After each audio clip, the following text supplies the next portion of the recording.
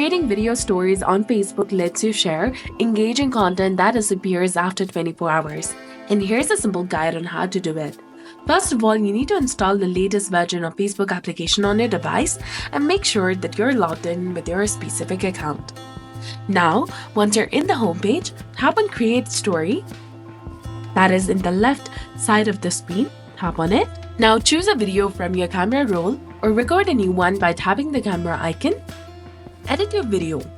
You can use available tools to add stickers, music, text, and you can also tag or trim and edit the video.